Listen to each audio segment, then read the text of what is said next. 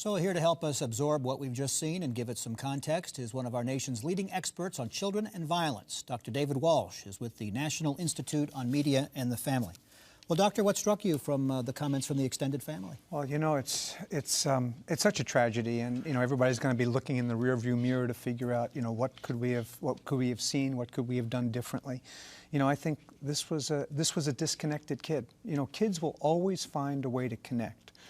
And this was a kid who couldn't connect in the real world. I mean, he was rejected by his peers, and you know, his father committed suicide right in front of his eyes. So you know, this was a kid who had a lot of things going against him, and yet he found a way to connect. Unfortunately, the way he connected was with other people who were angry. He did that through technology, through the internet, through video games, but and then that just kind of I think stoked the furnace. And what are the most worrisome signs? You mentioned the internet, but I mean, what there's something that you could point to say, you know, this was, boy, if someone would have really realized this might have been different. You know, he was on, Kathy, he was on the radar screen. This was not a, you know, this was a kid who people were concerned about. He was getting help, he was getting treatment.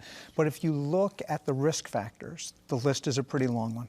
You know, he had emotional problems. He was being treated for depression. He had abuse in his background.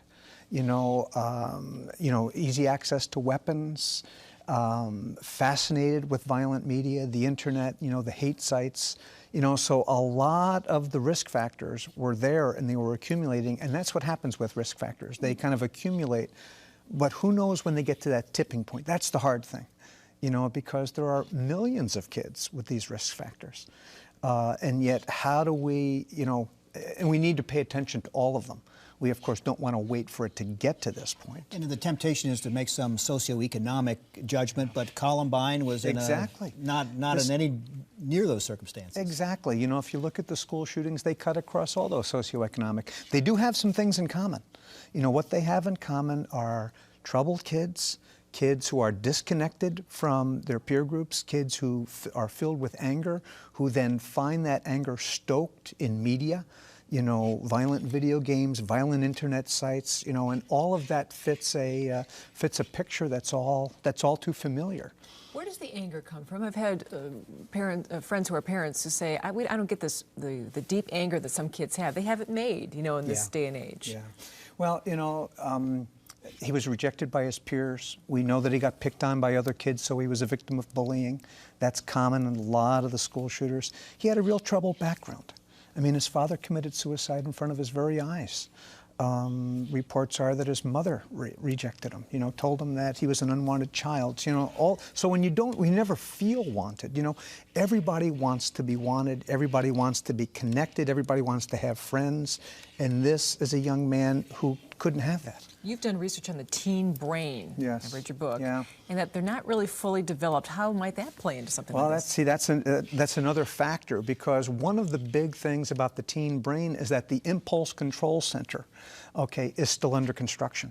And so there's two parts of the teen brain that really kind of fit into this picture. One is that just by what's going on in their brain, kind of what I call the acceleration center, the anger center of the brain, is in high gear, because all that testosterone that's flowing just as part of adolescence, that finds a very comfortable home in the anger center of the brain. So that's why a lot of normal teenagers are kind of quick to anger, a little bit sullen.